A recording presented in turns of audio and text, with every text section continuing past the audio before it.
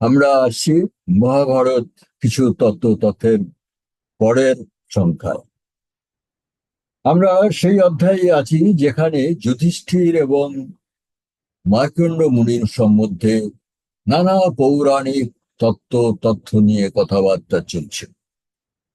আগের দিন আমরা দেখেছিলাম যে আহ মার্কণ্ড মুনি যুধিষ্ঠিরকে বলছেন যে এই যে চারটে যুগ, সত্য, ত্রেতা, দাপর, কলি, কোন যুগ কত দিনে কত বছরের হয়, ইত্যাদি ইত্যাদি একটা হিসেব, যেগুলো আপনারা চাইলে বিষ্ণু পুরাণ থেকেও সরাসরি পড়ে নিতে পারেন।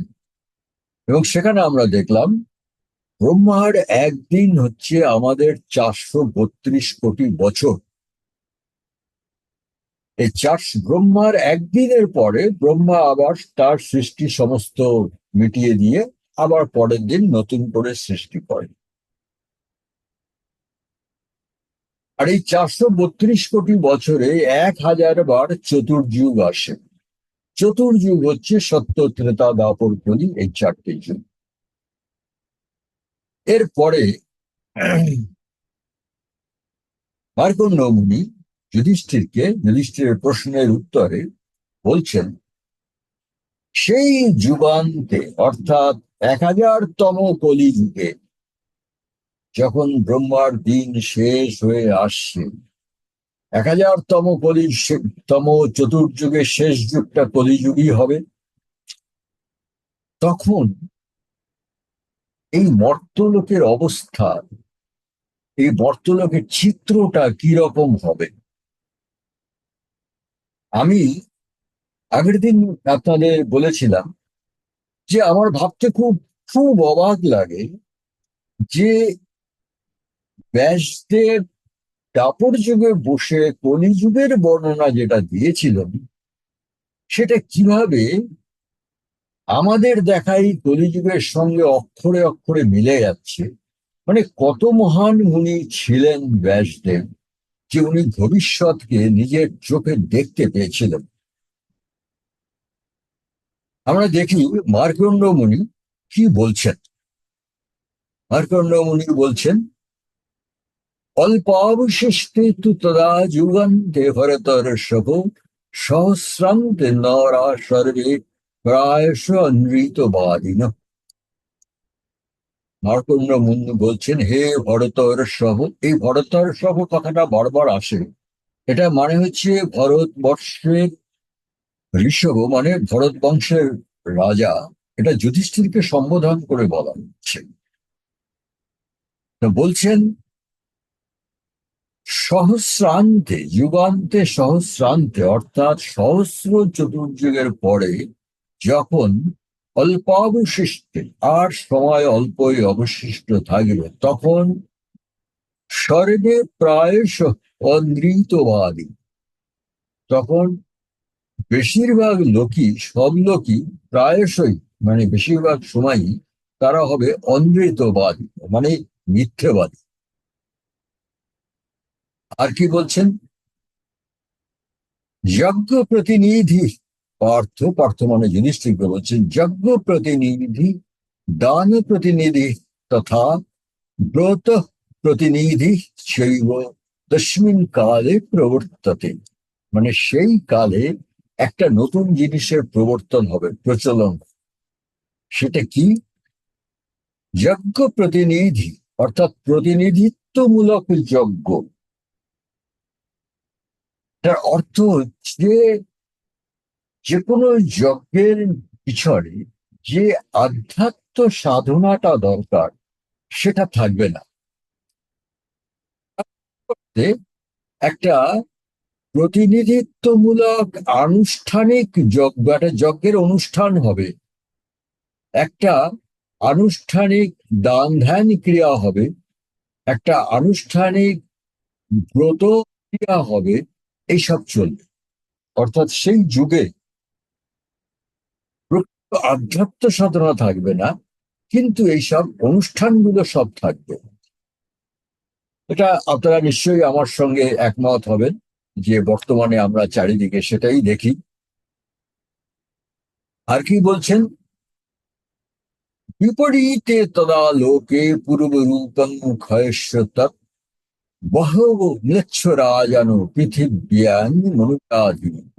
মনুজাধিপ মানে হে রাজা, ওই সময় মানুষের বিচার বিবেচনা ক্ষীণ হওয়ার ফলে সনাতন আদর্শের বিপরীত দিকে চলে যাবে।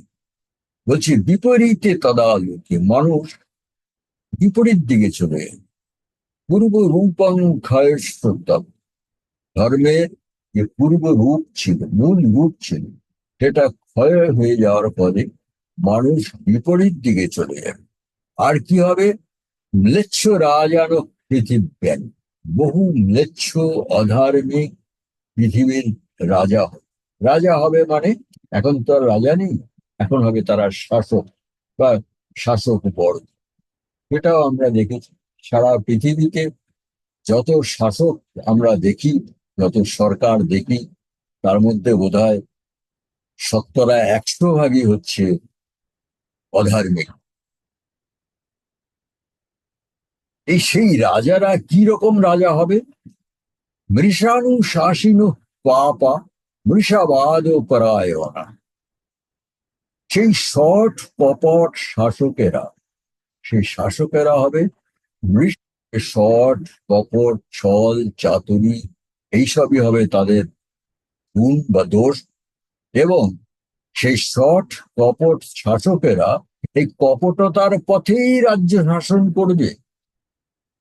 তার মানে কলিযুগের রাজারা বা শাসকেরা তাদের যে শাসন করার, প্রজা শাসন করার পদ্ধতি, সেই পদ্ধতিটার মূলেই হবে তাদের শঠতার কপটতা। এটা অক্ষরে অক্ষরে সত্য হয়েছে সেই সব ভবিষ্যৎবাণী। ন তদা ব্রাহ্মণ পশ্যেত স্বধর্মম উপজীবত, সেই কালে দেখা যাবে ব্রাহ্মণরাও আর তাদের যে মূল বর্ণ পেশা, সেই বর্ণ পেশা গ্রহণ করবে না। ব্রাহ্মণরা তাদের মূল বর্ণের পেশা ছেড়ে দিয়ে অন্য বিভিন্ন পেশা শুরু করবে। মানুষের অবস্থা কিরকম হবে? অল্পায়ুষ, অল্প আয়ু। এই অল্প আয়ু বলতে বুঝতে হবে যে আপনারা যদি মহাভারত ডিটেইল পড়েন বা অন্যান্য পুরাণ, অনুযায়ী সেই সত্য যুগে কিন্তু মানুষের আয়ু ছিল বলা হয় 1000 বছর। তা 1000 না হয় বললাম, ধরলাম একটু অত্যুক্তি, এটা ধরতে হবে যে হয়তো কয়েকশো বছর আয়ু ছিল। সেই আয়ু ত্রেতা যুগে কমলো, দ্বাপর যুগে আরো কমলো। এখন দাপর যুগে কিন্তু বারবার বলা আছে মানুষের আয়ু 100 বছর। সেইটা কমতে কমতে কমতে এখন আমাদের কলিযুগে মানুষের প্রকৃত আয়ু, মানে ডাক্তার যদি বাঁচিয়ে না রাখে, মানুষের প্রকৃত আয়ু মনে হয় এখন আমার যা ধারণা এই 70, মানে মানুষ সুস্থ হয়ে বেঁচে থাকে 70 বড় জোর। তারপরে সে ওই যেটুকু বেঁচে থাকে ওষুধ খেয়ে তার জরাজীর্ণ দেহটাকে বাঁচিয়ে রাখে। তা ব্যাসদেব বলছেন মার্কণ্ড মুনির মুখে, সেই কলিযুগে মানুষ হবে অল্পায়ুষ, অল্প আয়ু, স্বল্প বলা, তাদের শক্তি ক্ষমতা কম হবে, স্বল্প বীর্য পরাক্রম, তাদের বীর্য পরাক্রম কম হবে। কলিযুগে তো বীর্য পরাক্রম সহ এরকম লোক আমরা দেখেই না। অল্প সারা, অল্প দেহাস্য, তাদের দেহ হবে ক্ষীণ রুগ্ন, তথা সত্য অল্প ভাষিণ, এবং এছাড়া তারা সত্য কথা খুব কমই বলবে। এই হবে কলিযুগের মানুষ। আর কি হবে? যুগান্তে, সেই যুগান্তে সমনুপ্রাপ্তে বৃথা চ ব্রহ্মবাদীন, সেই কলিযুগে কিন্তু মানুষ খুব ব্রহ্মজ্ঞানের বক্তৃতা দেবে। প্রকৃত উপলব্ধি ছাড়াই মানুষ কিন্তু ব্রহ্মজ্ঞানের, দেবতাদের, ধর্মের বক্তৃতাটা খুব দেবে। এটা তো আপনারা যে কোনো জায়গায় টিভিতে খুবই দেখা যায় যে ব্রহ্মজ্ঞান ছাড়াই ব্রহ্মজ্ঞানের বক্তৃতা দিয়ে গেল ঘন্টার পরে ঘন্টা। এরপরে মার্কণ্ড মুনি আরো বলছেন, এবারে উনি সেই কলিযুগের স্ত্রী লোকেরা কেমন হবে সে সম্বন্ধে একটা শ্লোক বলছেন। বলছেন, বহু প্রজা রসদেহা শিলাচার বিবর্জিতা মুখে ভগা স্ত্রীয় রাজা যুগক্ষয়। এ রাজা, ভবিষ্যতের সেই যুগক্ষয়ের দিনে স্ত্রী লোকেরা হবে বহু প্রজা, বহু প্রজার বহু সন্তানের জন্ম দেবে। রসদেহা, তারা হবে বেটে সর্বাকৃতি। শিলাচার বিবর্জিতা, তাদের মধ্যে কোনো শিল আচার থাকবে না। মুখে ভরা, অর্থাৎ অশ্লীল ভাষিণী হবে, তাদের মুখে সবসময় অশ্লীল কথা শোনা যাবে। এই হবে সেই শেষ কলিযুগের স্ত্রীলোকেদের কথা। আরো কি হবে? অট্টশূলা যেন পদা, মানুষ অর্থের বিনিময়ে অন্ন দান করবে, যেটা আমাদের সনাতন ধর্ম বিরুদ্ধ। বলেছে অন্ন সবসময় দান করবে, অন্যের বিনিময়ে কোনো অর্থ নেবে না। কিন্তু কলিযুগে এটা হবে শিব শুগুলা চতুষ্পথা, চতুষ্পথের মানে চার রাস্তার মোড়ে বা পথের মোড়ে মোড়ে, পথের মোড়ে মোড়ে ধর্মের ব্যবসা হবে। তো আমরা দেখতেই পাচ্ছি এখন, আপনি বেরোন রাস্তায়, পথের মোড়ে মোড়ে কত মন্দির। শুলা যেন পদা শিব শুলা চতুষ্পথা কেশ শুলা স্ত্রীও, এবং অনেক স্ত্রীলোক দেহ ব্যবসায়ী হবে। এই হচ্ছে সেই কলিযুগের বর্ণনা। আরো বলছেন, কলিযুগের ব্রাহ্মণদের কি অবস্থা হবে। বলছেন, ব্রহ্মবদ্ধানুলিপ্তানং তথা মিথ্যা অভিশংসীনাম নৃপণাং পৃথিবীপাল প্রতিঘ্নাতি বৈ দ্বিজা। পৃথিবীপাল মানে যুধিষ্ঠিরকে উল্লেখ করে বলছেন, সেই কালে দ্বিজা মানে ব্রাহ্মণরা, প্রতিঘ্নান্তি মানে তারা প্রতিগ্রহণ করবে, মানে তারা দান দক্ষিণা পুরস্কার আনুকূল্য নেবে তাদের থেকে, নৃপাণাং সেই সব রাজাদের থেকে, মানে বর্তমান কালের শাসক বর্গ থেকে। কিরকম রাজার থেকে? ব্রহ্মবদ্ধানুলিপ্তানাং তথা মিথ্যা অভিশংসীনাং, সেই সব শাসক বর্গ যারা এত পাপী, তারা ব্রহ্মবদের সমান পাপী, এবং তারা মিথ্যাভাষী, তারা অধার্মিক মিথ্যাচারী। সেই সব শাসক বর্গদের থেকেও দেখা যাবে ব্রাহ্মণেরা নানা রকম দান দক্ষিণা, হ্যাঁ, না আনুকূল্য পুরস্কার গ্রহণ করছে। ব্রাহ্মণ কথাটাকে যদি বাদ দেওয়া যায়, তাহলে দেখবেন এখন টিভিতে নিশ্চয়ই আপনারা দেখেছেন, অতি পাপাচারী শাসকদের থেকেও লোকেরা নানা রকম পুরস্কার, নানা রকম মেডেল, নানা রকম আনুকূল্য তারা পায়। এবং আমার তো মনে হয় এটা যে ওই যে পাপাচারী শাসক পুরস্কার দিচ্ছে তার দোষ নয়, যে ওই পাপাচারী শাসক থেকে ওই পুরস্কার গ্রহণ করছে দোষটা তার। যাই হোক, এটা আমার নিজের কথা। লোভ,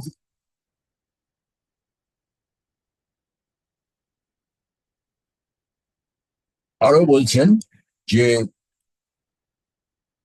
লোভ মোহ পরিতাশ্য মিথ্যা ধর্ম ধ্বজা প্রীতা। এরকম অনেকে থাকবে যারা লোভ মোহের বশে ভুয়ো ধর্মের ধ্বজা বহন করে বেড়ায়। এরকম লোক আপনারা টিভি খুললেই দেখবেন, ভুয়ো ধর্মের ধ্বজা বহন করে বেড়াচ্ছে শুধু পয়সার লোভে। আর কি হবে? মুনি ছদ্মাকৃতি ছন্না, তারা সাধু মুনির কৃত্রিম বেশ ধারণ করবে। এরকম লোক তো টিভি খুললেই দেখা যায়। কেন সেই বেশ ধারণ করবে? বাণিজ্যম উপজীবিত, ধর্মের ব্যবসা করার জন্য। একদম অক্ষরে অক্ষরে সত্যি কথা যা আমরা আজকে কলিযুগে দেখতে পাচ্ছি, যেটা ব্যাসদেব দাপর যুগে বসে লিখে রেখে গেছেন। লোভ মোহ পরিতাস্য মিথ্যা ধর্ম ধ্বজাবৃতা মুনি ছদ্মকৃতি ছন্না বাণিজ্য উপজীবিত। লোভ মোহের বশে ভুয়ো ধর্মের ধ্বজা বহন করে বেড়াবে, সাধু মুনির কৃত্রিম বেশ ধারণ করবে, আর ধর্মের ব্যবসায় লিপ্ত হবে। ধর্মের ব্যবসাটা তো আমার মনে হয় বর্তমানে সবচেয়ে বড় ব্যবসা। আর এবারে বলছেন প্রকৃতির কি অবস্থা হবে। যথার্থ বর্ষী, যখন বর্ষা হওয়ার কথা, মানে বর্ষাকালে, ভগবান না তথা পাক শাসন। পাক শাসন মানে আমাদের দেবরাজ ইন্দ্রের এক নাম।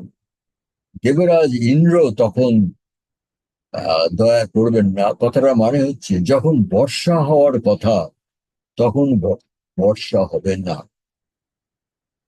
এখনই দেখতে পাচ্ছি যে বর্ষাকালের অর্ধেক হয়ে গেল, বর্ষা এলো না। সে যাই হোক, একটা সময় আসবে বর্ষাকালে আর কখনোই বর্ষা হবে না।